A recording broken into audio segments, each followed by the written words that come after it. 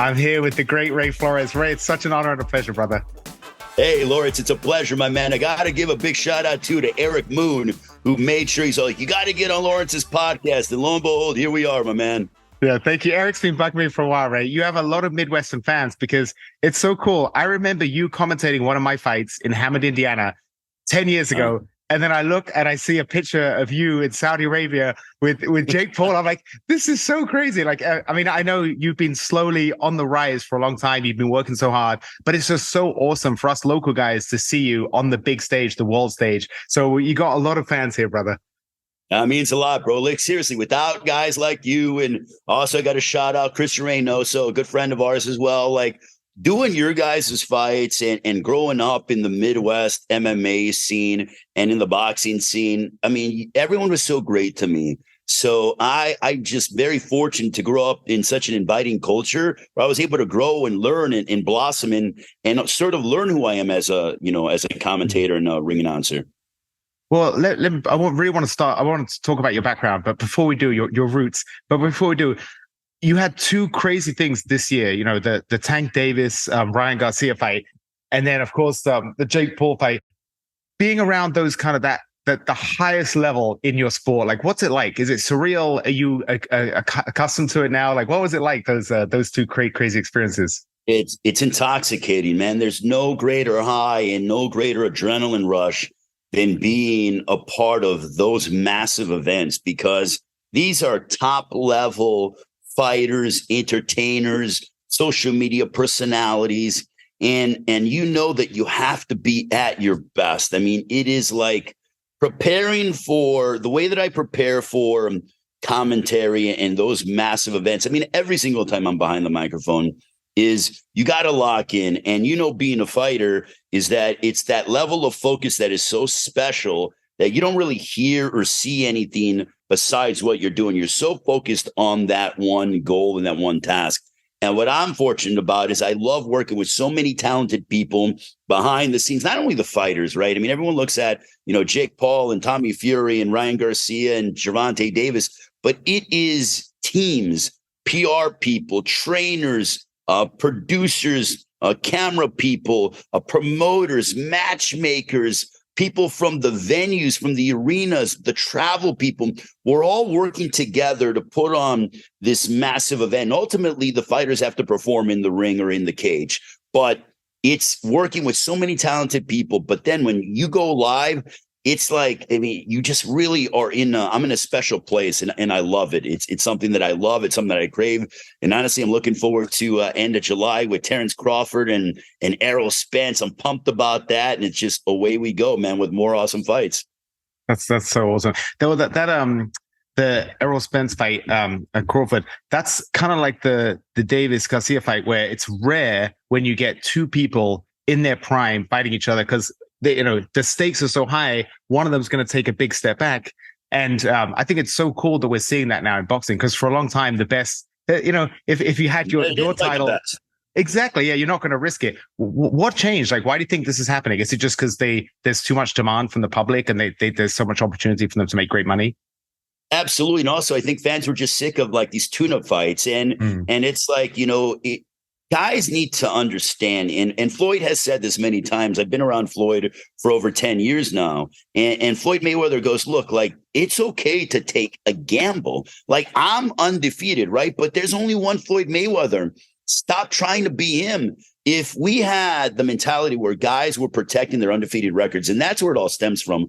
One, guys were trying to protect their undefeated records. Two, they didn't want to risk their money, and they were willing to take on opposition that wasn't at their level, if not a little bit less than them, for easier paydays, so to speak.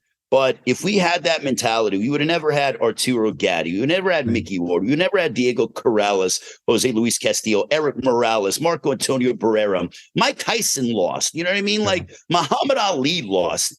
It's okay to gamble. And guys are now seeing that, hey, if I gamble and I take a risk, it's okay, because at the end of the day, if I perform well, even in a losing effort, you're still going to be highly coveted. Look at Deontay Wilder. Deontay Wilder lost to Tyson Fury twice and is still probably the most popular that he ever has been. Why? Because he goes out there and he is an entertainer and he's a great fighter. Couldn't agree more, Ray. I'm so glad that the mentality shifted and we don't drop people that take risks and they come up short sometimes, because it just makes the fight game so much more exciting that we're seeing this. Ray, as a fan, I don't think I've ever been more excited for MMA and boxing. I just think we're in a golden era right now. There's just so many great matchups, so many great personalities, so many great fights. There's so much. Almost every week there's a big show. I mean, it's an incredible time to be a fan.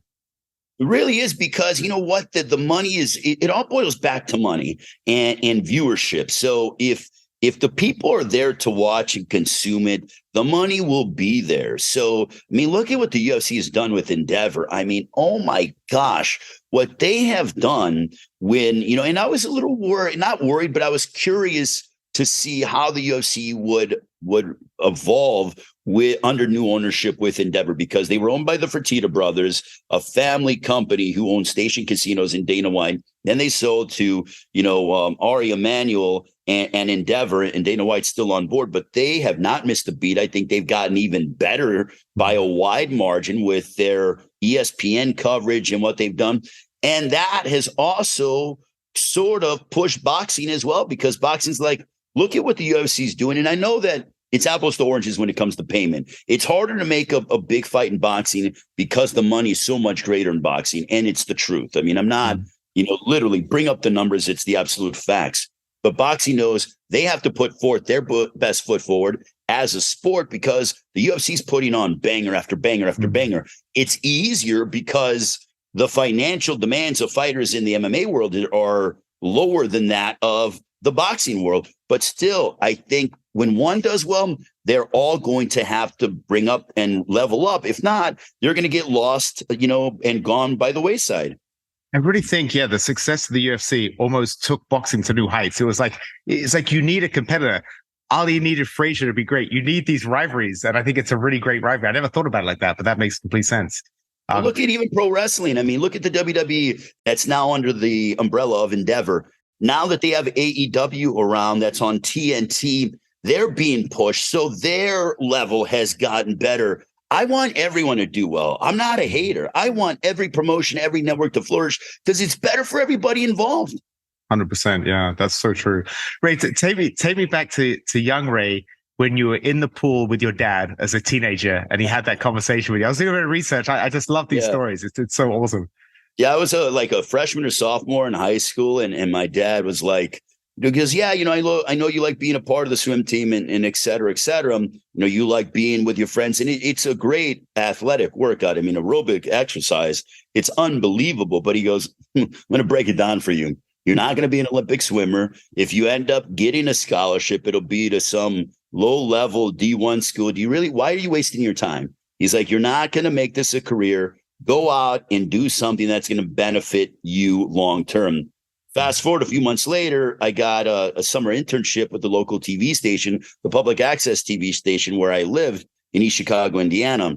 Through that, I was fortunate to meet the great Miguel Torres, who the documentary's out on YouTube. Check it out. Was very fortunate. They did, Ray Hui did a great job with that, or Hugh, and fortunate to really be and see Miguel. Miguel had already started, but Miguel was around back in those not backyard, but the nightclub days of MMA before it was sanctioned.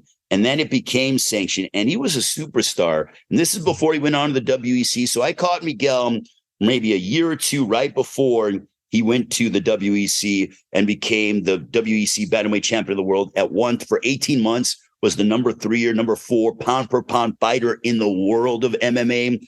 So I was around him before he really exploded, and he taught me so much about the fight business. Through him, I met Monty Cox, I met Joe Goitia, I met Jeff Curran, I met all these people, and Miguel was so great to me, introducing me to this person, that person. I mean, it was unbelievable. What I learned, being around Miguel Torres was just something that is invaluable, and I always use his teachings with me to this day. I absolutely love that. And I didn't realize Ray's a good friend of mine. We go way back. I didn't realize that he shot the documentary, and check it out on YouTube. It's a really just fantastic documentary. You know, you were there. There's a bunch of cameos, people like Jay Valco and all these old school guys. So it brought back so many good memories. Oh God, great times. How did you go from? Was that when you met Braulio and Eric with Ironheart Crown? Yeah, so I was, doing Miguel's. I think I did one or two Miguel fights. What we would do is we would go ahead and I would sit up. My first show was like Super Brawl 40 when TJ Thompson ran it. And it was their first show in the United States. Super Brawl used to be, for those that don't know, was an MMA company based in Hawaii. And they were doing huge events. I'm talking 9,000, 10,000 people. This was their first event in the United States on the mainland. And Miguel was the co-main event. I think he fought Mike French at that event. But I sat in the upper deck of the Hammond Civic Center because we had a small public access TV station. So I connected my microphone to the camera, had a camera person. We literally had a one camera shoot and shot from the center. And I was commentating, I even commentated with former UFC heavyweight contender who passed away, Justin Eilers, if you remember. Eilers fought Andrei Arlovsky, and we commentated a few fights together. There I am, 17 years old, doing Super Brawl 40. Then Miguel had a rematch against Ryan Ackerman in November of 2005. That's where I met Braulio and Eric. And I interviewed both guys, and they both had unique personalities, but they both were packing. I mean, I walked in the Hammond Civic Center for that event. I think it was like Ironheart Crown 9. And I'm looking and I see the silhouettes of people at the top of the Hammond Civic Center. I think there were 4,000 people in that place. It was unbelievable. The energy, the electricity, the competition. Clay Guida fought that night in basketball shorts. Jeff Curran fought Antonio Carvalho. Miguel Torres was on that card. Eddie Wineland was the first fight of the night. Like, unbelievable. Like, the kind of talent that I saw, that I was around so early when I was a teenager, was just off the charts.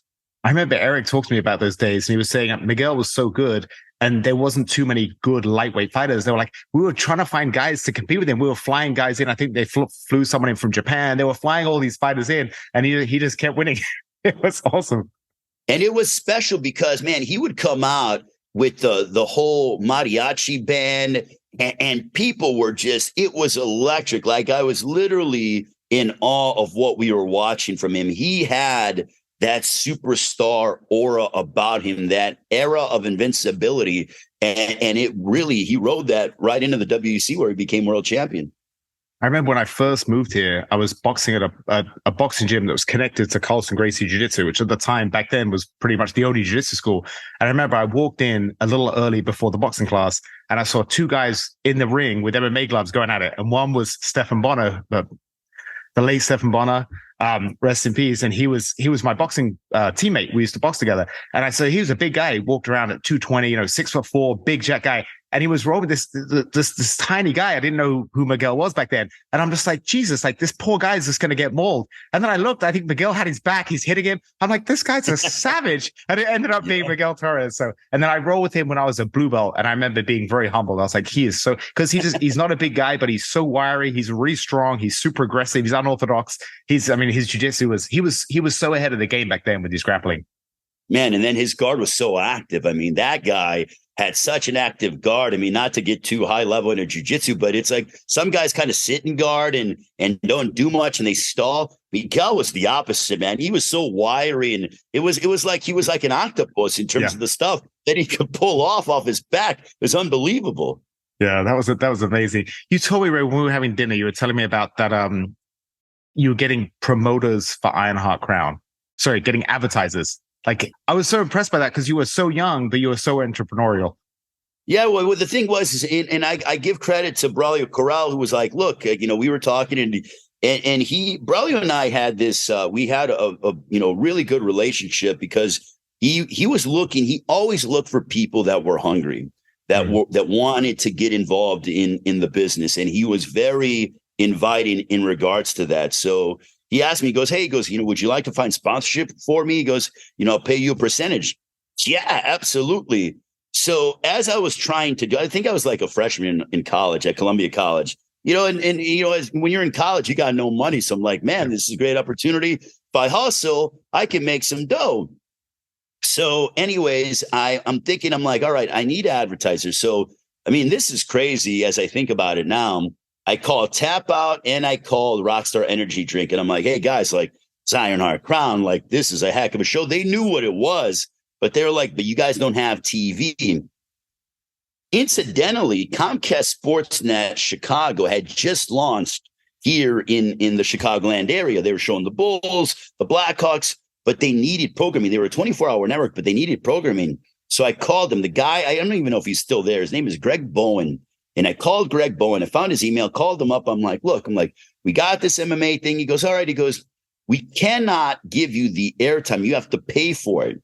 What he charged us was considerably less than what we were going to make on the sponsorship scene. So I'm like, all right, I told Braulio and Braulio took it to Eric and because they were a team and they talked about it. So it's like, all right, let's buy this TV time. We got one airing during prime time, and then we got like a replay, like on a Sunday night at like 11 o'clock. But we would get like Monday through Friday, like a 7 o'clock when the Bulls or Blackhawks were not playing. And then we would do a Sunday night at 11 o'clock. I'm like, let's buy this TV time, but we're going to make so much more money because we got Tap Out and Rockstar on as sponsors. So they agreed. We were able to get a TV company to fit, take care of the production and not cost us much from a production standpoint. So the company made money, and I was fortunate to get a percentage of that. Now, when I got a percentage of that, because, it's like my dad grew up, I was a big boxing fan, big wrestling fan, and WrestleMania was coming to the Allstate Arena. It was WrestleMania 22. So with some of the commission money that I made on one of those deals, I took my dad and my brother to WrestleMania 22 at the Allstate Arena. And we had a freaking blast. And it was our first WrestleMania that we enjoyed. So just crazy how life works, man. That's so awesome. But just to have that mindset, like when I think back to me in college, I wouldn't even think like that. That's just, for me, that's such sophisticated thinking that you were connecting the dots like that and making win-win scenarios. I just think it's amazing. For a young guy, Ray, do you think you were always just ahead of your time with your mindset when you were young? Because you started this, weren't you 17 when you first started? Yeah, it was when I was like 16, 17 when I was doing local, high school football, basketball for East Chicago Sports and Central, the local high school. I just knew, because I asked my dad, I knew, man, like everyone wants to be a pro athlete, right? I knew when I was, 8, 9 years old, I wasn't athletic like that. I didn't have explosion. I just wasn't, that's not my, that wasn't my deal. I still played sports as a kid for exercise, but I knew I wasn't delusional. And I asked my dad, I'm like, how do I stay involved in sports? I probably like 3 or 4 years old. He goes, well, you could be a sports commentator. When I grew up, I'm going to be 37 in August, and what I did is I grew up in the golden age of broadcasting here in Chicago. I grew up listening to Wayne Larrivee call Bears games on the radio. That's now Jeff Joniak. Watching Neil Funk or listening to Neil Funk on the radio. Tom Dorr, all these guys from a national standpoint. Bob Costas, Marv Albert, Pat Summerall, John Madden, the greats in sports commentary. Growing up watching Jim Lampley call boxing for HBO. And now I'm fortunate. I have worked with one of the producers of HBO, Dave Harmon, and to learn and to follow in those footsteps. I watched some legends. Michael Buffer, who's still ring announcing, who I work with now. Crazy to be like, man, I watched him for decades. And you take a little bit of what these guys do that are great. And I'm like, I like what he did here. Boom. And I kind of add that a little bit to my arsenal. And you just take little things. Essentially, when you're a commentator, I believe this. Probably like a fighter, you take bits and pieces of what you like. It's like making a cake. I like this ingredient. I like this trait, blah, blah, blah. And you are who you are, but you incorporate that into what your style is. And it just only makes you better. Yeah, couldn't agree more. Ray, you said something. So you started, 16, 17, and you're about to turn 37. I love that because you've been doing this for 2 decades, and it's not 2 decades you sitting around waiting for opportunities to come and sit in your lap. It's 2 decades of you getting out there and hustling and creating opportunities and making the right instructions and networking and being social and meeting the right people. Like I guess it's such a good reminder because I had no idea. Like I always knew you had a good work ethic. I always knew you were talented, but I had no appreciation for how long and how hard it took for you to get to where you are today. That's 20 years of hard work, brother. You got to be very proud. I appreciate it, man. Well, look, here's the deal is that what I always say is that I'm so glad I started where I started. And I believe that you should start at the club show level. When people are like, how do we get to these bigger events that you're fortunate to be around? You got to start off at the club level, because that's where you learn how to make your mistakes. I don't believe that you deserve to start at the top. Some people do, and that's great, and God bless them. And I'm not a hater, but those people are, they don't last long. And in order to have longevity, the key is to have longevity in this business. I love this business so much, and I'm still learning, I'm still growing. And as you keep moving up in your career, you kind of think you're like, all right, when I hit this point, I'll be good. You're never going to be good, because you're always going to want more. I'm blessed and I'm thankful for what I have and the experience I've been able to get into and the people I've worked with, but I always want more. If you don't want more, you're going to get left behind, and you can never be complacent, because it's like what my dad always said, you're only as good as your last show. And that's the absolute truth. Look, I was, Gevonte and Ryan, what a massive event, but that was in April. What do you got coming up? Like for me, it's like, what do you got coming up? It's like it's an NFL team. An NFL head coach on a Sunday will say, hey, it's great that we got this win, but you will enjoy tonight. And then come Monday, we're back to work. And that's my deal. Like, I will enjoy an event that night. And even the next day when I'm flying home, like, man, that was cool. Like, you really have to, because you have to embrace it. You have to soak it in, because if you don't, you're going to miss out on some really remarkable moments. But on that Monday or the next day, that Tuesday, I'm back to work. I'm like, all right, that's in the past. Cool. That was nice. Now what do we got coming up? What's moving forward? You know what I mean? How do you fill in your calendar? And that's what I do every single week. It's such an interesting thing. So I think for happiness, if you want to be a happy person, you have to celebrate your success and how far you've grown and all your amazing accomplishments. That's for happiness. But if you want to be successful, you got to think happiness, the things that you've done that are great, they're behind. You got to be looking forward. So it's this incredible balance of the two, right? Bro, balance. I mean, you got to teach me this, Lawrence, because I'm miserable 90% of the time. Not to say I'm a jerk, but I'm just like, I'm like, man, I wish I could have gotten this, or I want this, or I want that. And I'm an impatient person. I mean, that's one of my Achilles heels, I'll be honest with you.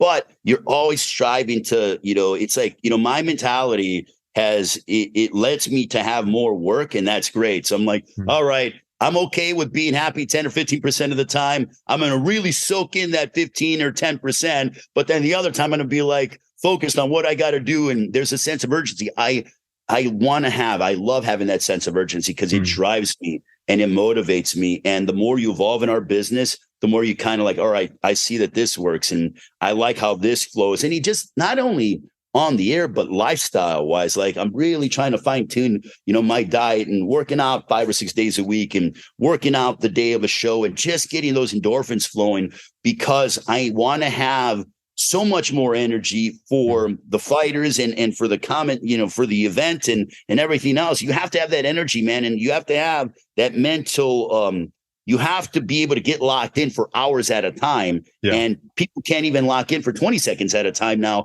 with how short we are with attention spans on social media.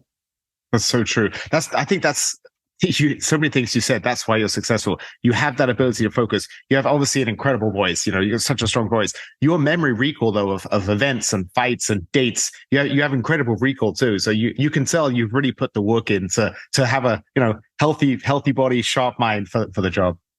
I mean, but look, it's great because when I grew up and watching, there was nothing better than, I'm a big White Sox fan, and hearing like Hawk Harrelson go back when he was the play-by-play guy for the White Sox here in Chicago. And he would say, back in 1975, when I was the pitcher for the Boston Red Sox and I was going up against, this person or with the Yankees or whatever, I'm like, man, I'm soaking all this in. But I love that because those stories only add to the narrative of what we're seeing. And I'm learning these incredible stories from great people, from so many talented people. And I think that that's important because if you are a student of the game and you can go back and recall an event or a fight and add that to what you were seeing right then and there, even if the audience doesn't necessarily remember, you can provide context and say, hey, this reminds me of when Deontay Wilder was fighting Luis Ortiz back in November of 2019. He lost the first 5 rounds and bang, he came in and landed a rocket on Ortiz's head, finishing him off in the 6th round. And that's what this fight reminds me of that we just saw tonight. It's just a way to kind of bridge it all together and sort of, streamline it. I couldn't agree more. And Ray, people that I'm going to tell a story about you that it really summed that up for me. The work that you put in and the knowledge you have. So when you interviewed me, when I won a fight by armbar, and I'd had a rough start to it's my first pro win, and I had a rough start to my pro career. I lost to Neil Magny in my debut, and then I had a couple of decisions that I thought I got robbed. And then finally, I get this win, first round submission. And I was talking to you and you said, Lawrence, how does it feel to get the monkey off your back? And I just remember being so impressed by that. Because I was like, this guy knows, like he's done the work and he knows about me and he knows I had a tough start to the journey. And just that meant so much to me, Ray. And that's just an example of you from the very beginning, putting the time in to do the research. And that's why you're so good at what you do. Just like when you're providing context and stories and histories to what people are watching right now when they're listening to you. Well, because fighters deserve it. I mean, that's the truth. I mean, I don't believe that. I mean, too many times in our business, commentators and ring announcers, I mean, not all of them, but there are some, they try to make themselves the show. We're not the show. We are only there to enhance the true stars. And the true stars are the fighters like you, because you guys are the ones that are risking your life in that ring or in that cage. It is literally, it can be life or death. And that's why I have such respect and such reverence, and I romanticize about combat sports, because it is beautiful violence that we are seeing. There is no greater test of a woman or a man than under those lights, and you're going mano a mano, and you're trying to impose your will on another human being to get your hand raised. And it's called prize fighting to make money for your family. It's the most tribal thing and tribal sport that we have in society. And that's what I love about it, because it is truly the most authentic form of sport that we can find. It takes you back to the old, the ancient Roman days, back in the Colosseum. You guys are gladiators. And how do you not love watching gladiators just go in there and collide at the highest level? It's unbelievable. I couldn't agree more. Yeah, with great risk and comes great reward. I couldn't agree more.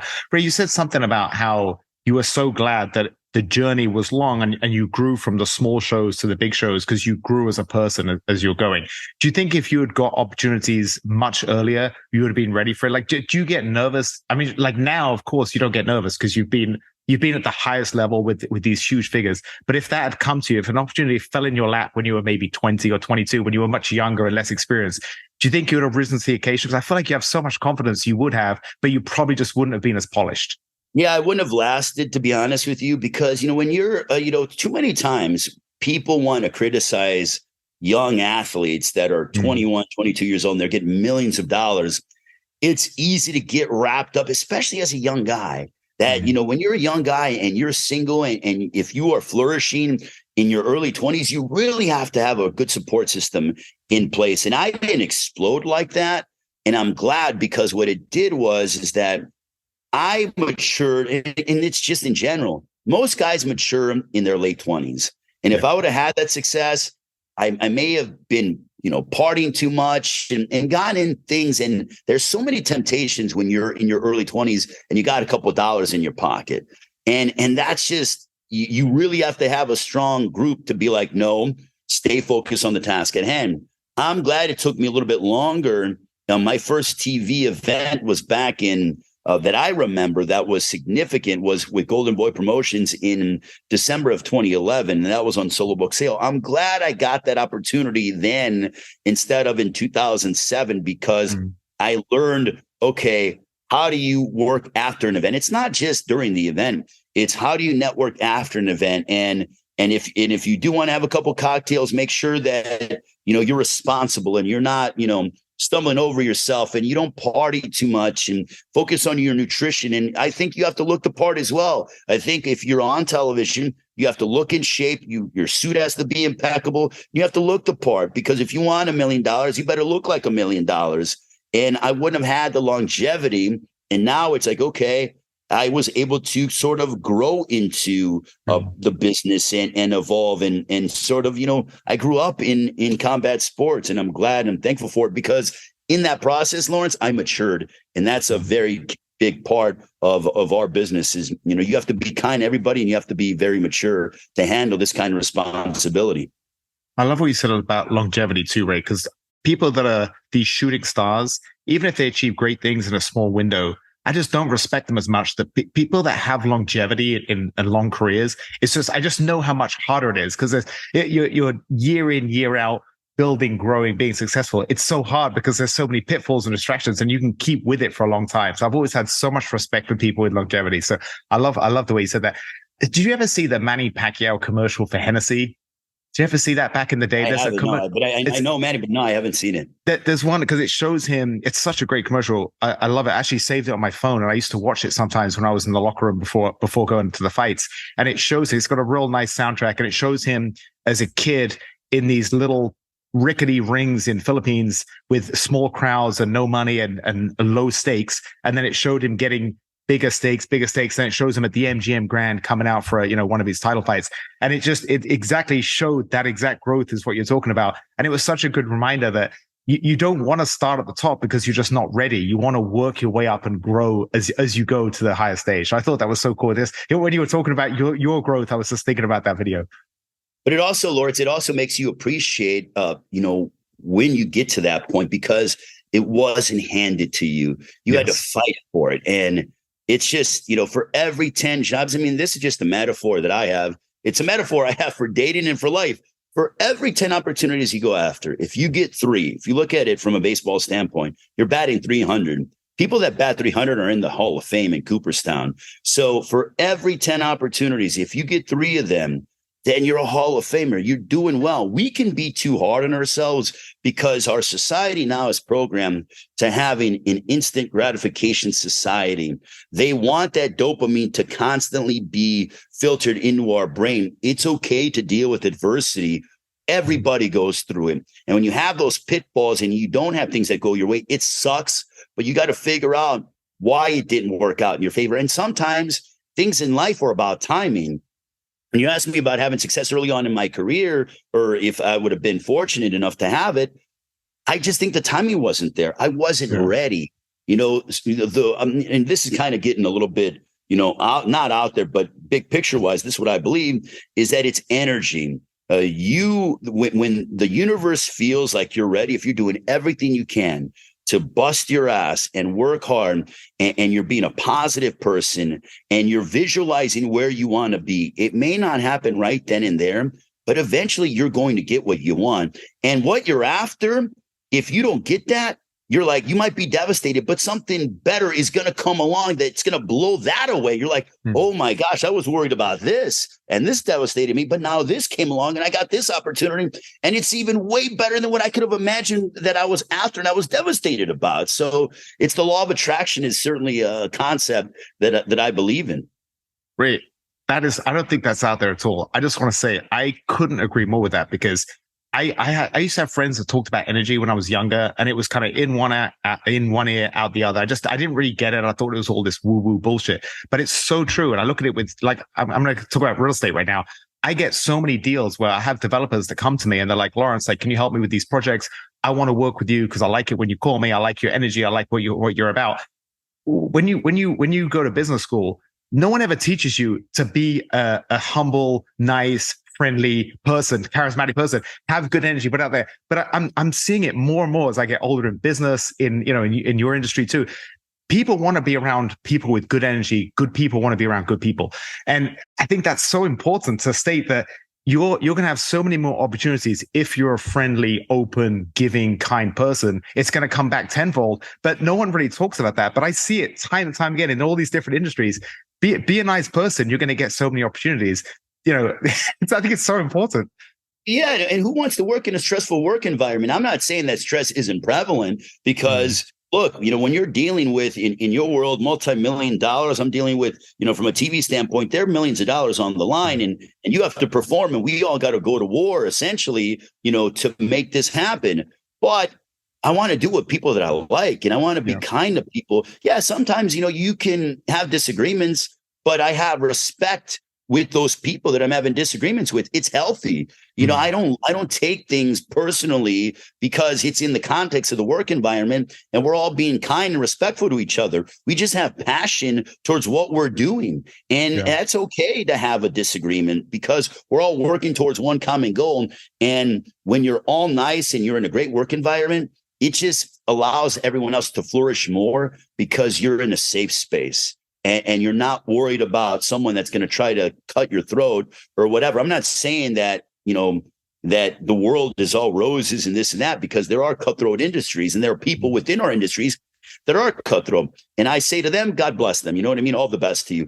But your vibe is not my vibe. I'm about being positive, being kind to people and galvanizing. And I like that communal effort because it's not just you. Like, I'm a byproduct of hundreds of people, not just, I don't, everyone says, oh, I did it on my own. No, you did not.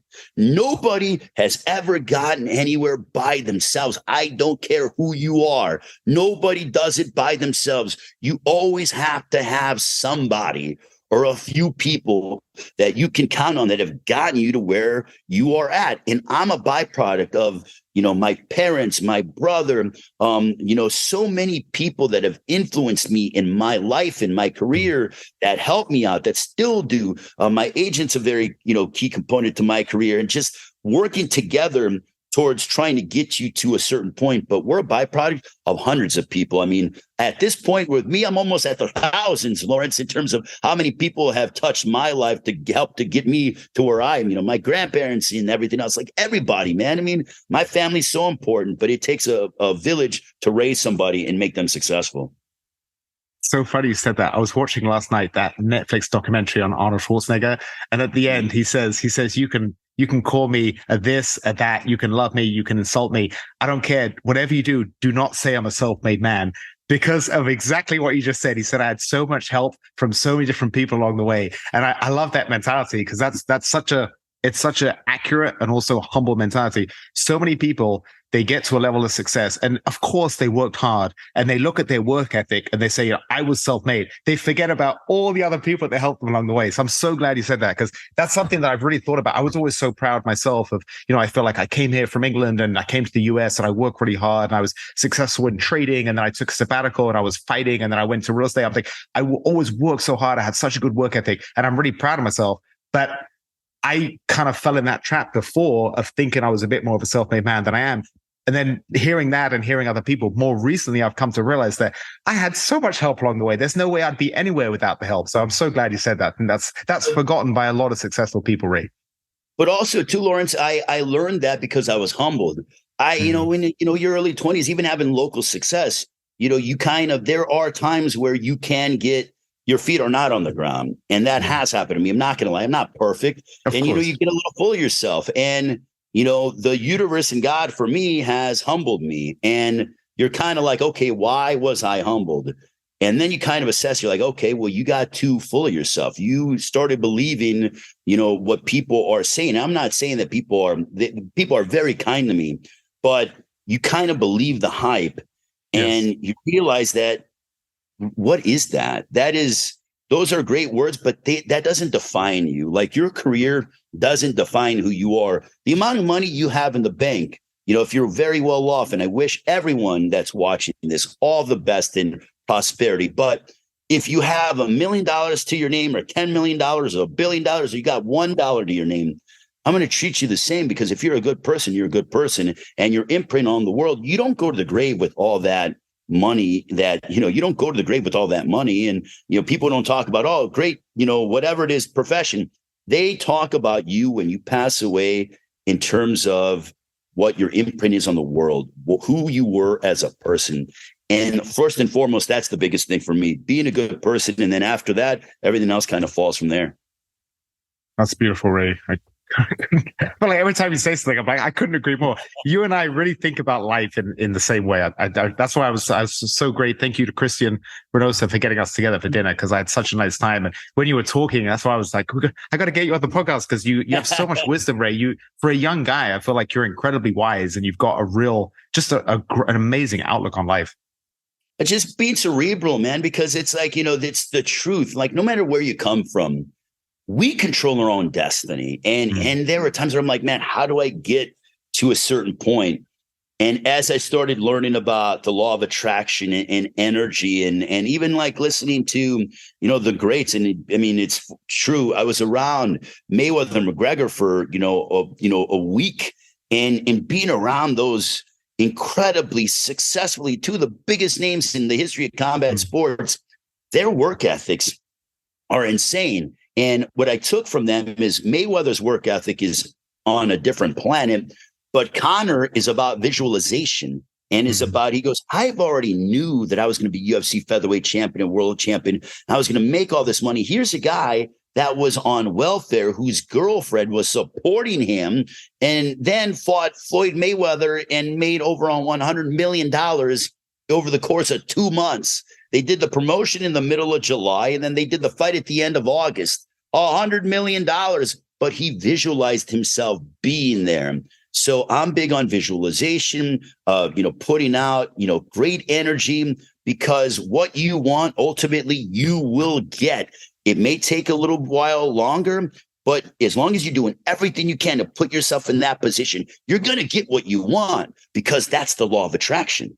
That mindset, whether you're a Conor fan or not, there's a great video. I think he was like 3 or 4 fights in his pro career, and he's talking about wanting to be a double champion in Europe, and then he wants to go to the UFC and be a champion there. He already had that champion mindset when he was so early in his career. So it's so cool. Like, I'm sure people thought he was crazy when he was talking like that, but you've got to think like that, and you have to have that incredible, like, people don't want their athletes to have big egos, but you have to have that massive self-belief that's kind of like a big ego when you're starting out. Otherwise, you're never going to get to the big stage. And I love what you said about Mayweather too, because a lot of people, they don't know that there's all these stories about him where he's late night in the clubs, but he's drinking water, and then he'll run home to get his workout in. He's been notoriously just incredibly disciplined his whole career. And that's why he did all the great things he could do.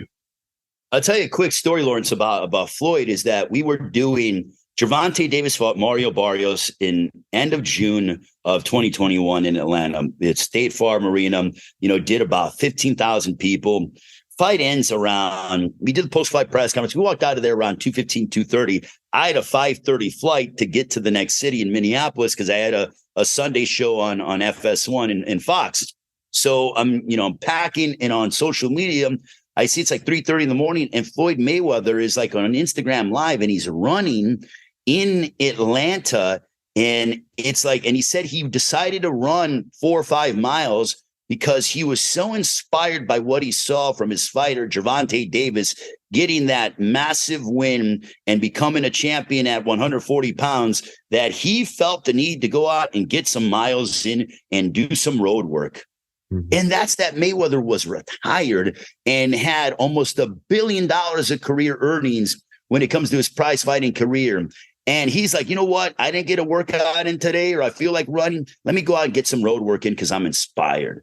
I mean, that's just incredible. Crazy work ethic, bro. Yeah. But I think it's so cool that you're seeing these incredible people with this mindset, and you're taking it on to yourself. Like you said, you're trying to work out all the time and be the best you. So it's almost like you can't be around greatness without some of it rubbing off on you. No, without question, man. And it's like, you know what? If I didn't apply some of these concepts, then what am I here for? It's not just to be like, hold the microphone. Thank you for, let me get my check and go home and whatever. There's a reason why I'm here, and there's a bigger picture. And it's like, you want to maximize any situation you're in, you want to maximize it. And how do you immerse yourself in and really load up on so much invaluable information? I know that I'm blessed, Lawrence, and I know I'm very fortunate. You know how many people would love to be sitting next to Floyd I was sitting next to Floyd, commentating with him in Dubai in March of this past year for 3 or 4 hours. You know how many people would just kill to be in that position? But it's not only that I have to perform, but it's also I need to take away knowledge so that I can use that and pass along some of the things that I learned from these guys to friends of mine and to my family. Because if not, what's the point of me being there? Well, that's perfect. So I wanted to talk to you about that mentorship. So you mentioned how Michael Buffer kind of took you under his wing a little bit, and you've had some great conversation with him. And then you're doing the same to your younger brother. Is it Miguel, right? Miguel Flores? Yeah, Miguel. Yeah. And I think it's just so awesome. And then, of course, our mutual friend, Christian, he's recently doing some commentating. And I always tell him, I'm like, Christian, this is such a good thing for you to work on, because you have the love of the sport, the passion, you're presentable, you look good, you're well dressed, you're always wearing nice clothes, and you're a former pro fighter. So you have all the boxes you can do so great. And it's so awesome that I know he's always telling me, he's like, I'm so appreciative because Ray always takes the time to talk to me and give me good advice and mentor me. So you're mentoring Christian, you're mentoring your brother and helping your brother, but then you're getting mentored. And I always say to people, that's the best scenario. You want to be successful, but you always want to have people that are still mentoring you and that you're looking up to. And then you also want to be mentoring the next generation, the people coming up before you. So you hit that beautifully. You do such a good job with that. No, I'm fortunate, man, because also too, I mean, it's like being in a gym. When you're in a gym and you're preparing for a prize fight, if you're the baddest dude there, how are you going to get better? And I mean, that's why people go to these monster gyms, American Top Team, Jackson Wink. And I saw some Jackson Wink fighters with peak fighting that I was able to do. And it's like they want to go to these gyms because they want to iron sharpens iron. And you want to be up against guys that are better than you and women that are better than you, because you're only going to improve because of that very reason.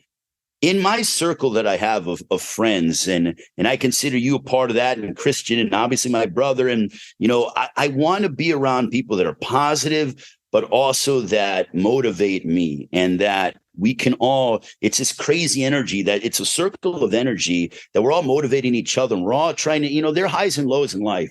And if you get down, I'm one of those people that I'm like, hey man, don't worry about it. You know what I mean? We're here for you. We're not going anywhere. No team, there's only been one perfect team in the NFL, the 1972 Dolphins. And I'm sick about hearing about that, went undefeated in the regular season and won the Super Bowl. That's one team in the history of the NFL. Losses happen. And things, trials and tribulations, when you stumble, it's okay. Because sometimes in your losses, you learn more from your losses than what you do that or your wins. And I like being around people that are going to motivate me, that are going to support me, and that I know if my back's against the wall, they got my back. Because, I mean, look, in today's society, it's all about what have you done for me lately? I'm not like that. If I'm a friend of yours, I'm a friend of yours for life. Like, even I could be in a different part of the world and you're like, hey, I need help or whatever. I'm like, hey, I got Uber on my phone. I got Lyft. I got, stuff that I can, what do you need? I'll make it happen. Or I got family. I'll make sure that you're good. You call upon me. I'm there for you no matter what day, no matter what time, 365, 24 hours a day. That's how I roll, bro. Couldn't agree more, brother. Any success that I have in business is always because I'm not trying to make a sale. I'm trying to build relationships, and then I'm going to have those relationships forever. And a lot of time, a professional relationship becomes a personal friendship, and that's beautiful because ultimately, I want to be around the energy, and I want to be around people that I like. So that's the perfect synergy: is you work with people that you like.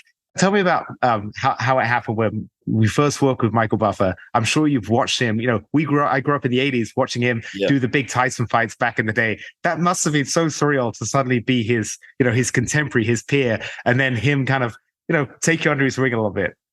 Man, so I worked with him. It was January of 2014. And this was when Rock Nation, Jay-Z's company, got into the boxing business. And they did their first event at the theater at Madison Square Garden. It was like a couple of days after New Year's Day in 2014. And I was doing most of the undercards.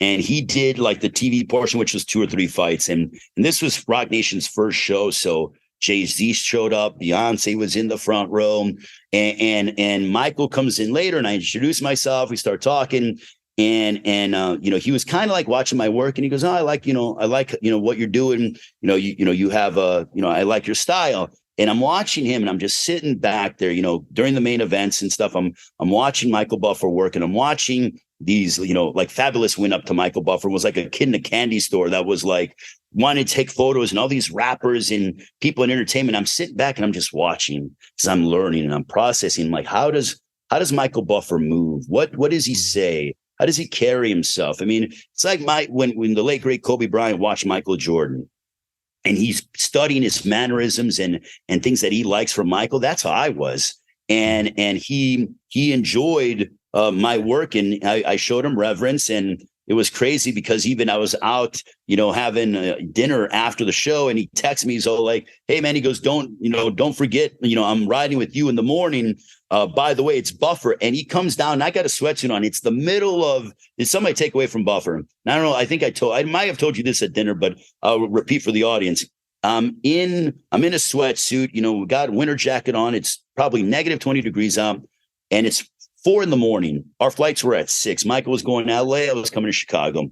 And Michael Buffer comes down in a long trench coat with like a scarf. He's looking like he was a male model, but it was like, he looks impeccably perfect. And he probably only slept like 2 hours, but he's not a hair out of place.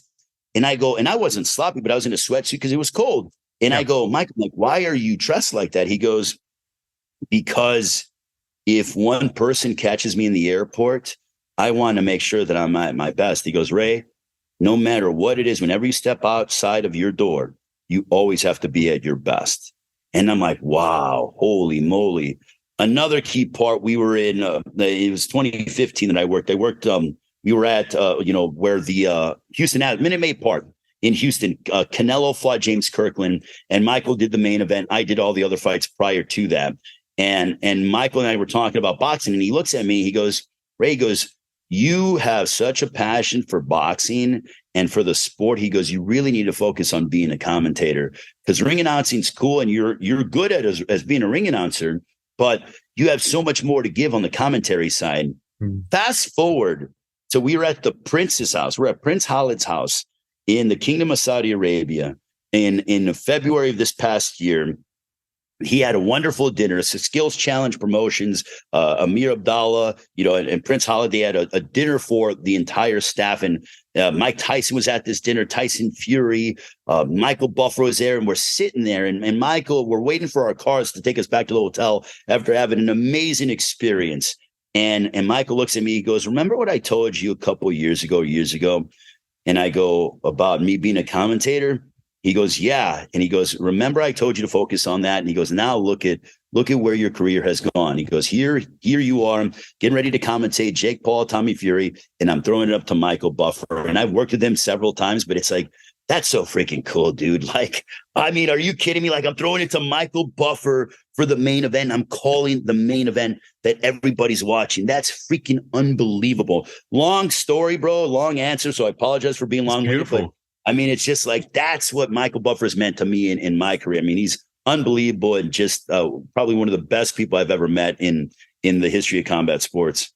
I love that. I love what he said about if I see one person, I want to look at my best. That reminds me, there's I think it's a Japanese saying. It's like, if how you do something is how you do everything. And like a true professional is a professional, even when the cameras are off and there's, one person around, he still wants to have that professionalism. So he sums it up. And I think you do too.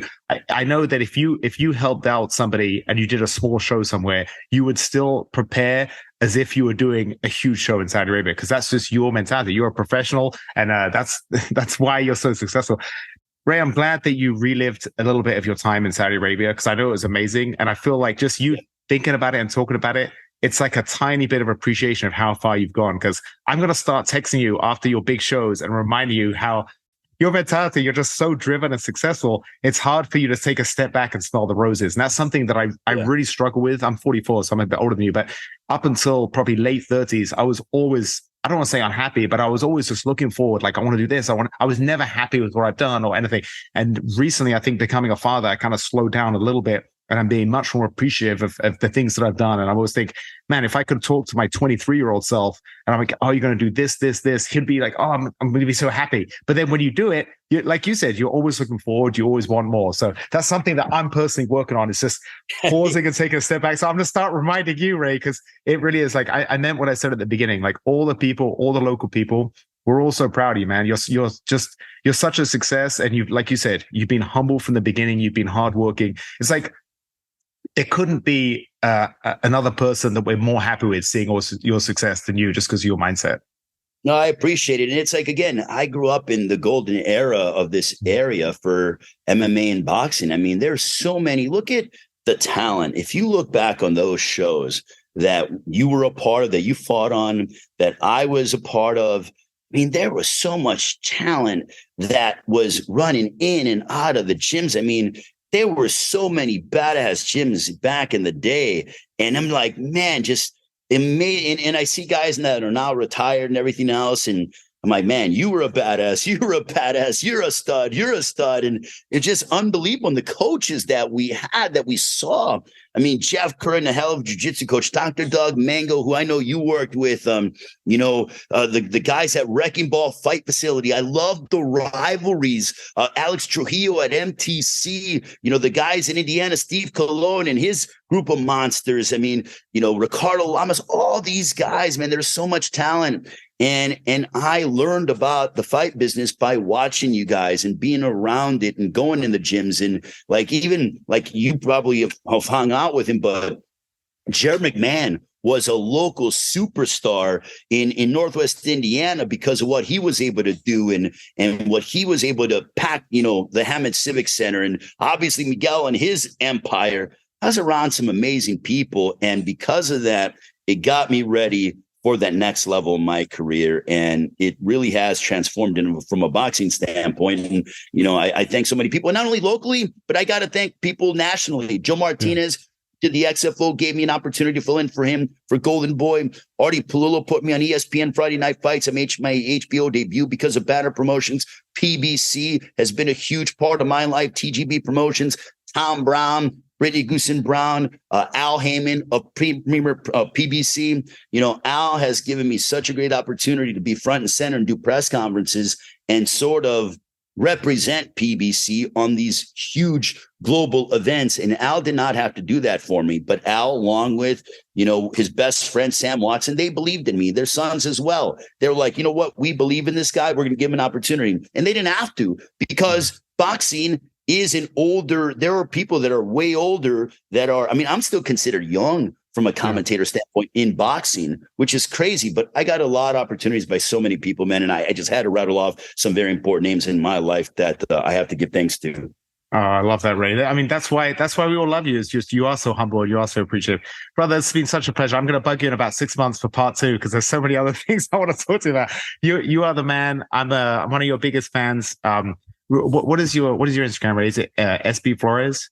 Yeah, SBR Flores. So real quick before I leave you, the reason why I got that is we are doing a Friday Night Fights season finale in upstate New York in 2014. And Joe Tessitore, who's called Friday night calls college football and called Monday Night Football, amazing broadcaster, does boxing for ESPN and college football. And he looks at me and he liked my style, ring announcer wise. He goes, "I'm going to make you famous tonight." And I was like, okay. So he throws it up to me. He goes, "And now we're going to throw it up to sweet baby Ray Flores." And so now it always stuck, SBR. And then it's like my last name. So it's like, that's why I have SBR Flores as my social media handle, because I always wondered that. That gave me that nickname, way back in 2014. And it's stuck with me ever since. And people from a PBC standpoint, they see me, they're like, "Oh, baby Ray," or "Sweet baby Ray," or whatever the case may be, variation of that. So it's always stuck ever since, man. So that's why my social media is what it is, bro. Well, brother, your Instagram is so inspiring. Just seeing all your traveling, seeing your trips, seeing your work ethic, seeing your mentality, seeing all the people you're hanging out with. I love watching it, man. I'm just a huge fan, and I love seeing you do great things. And I know because of your mindset, you're going to keep doing great things. So my job, Ray, is to keep reminding you every step of the way how amazing you're doing, to have a bit of appreciation so you're not always looking forward. Yeah, I appreciate it, brother. And hey, congrats on the podcast, on everything that you're doing. My family's in Indiana, so welcome to Indiana. Not trying to put your business out there, but you're in Indiana now, living, the dream out there. So if you ever need anything, I know you got people, always give me a holler, bro. I have my family's out there. And if you ever need, you let me know, bro. I'm always here for you. Brother, I appreciate that. Thank you so much, Ray. It's been such a pleasure, brother. Later, brother.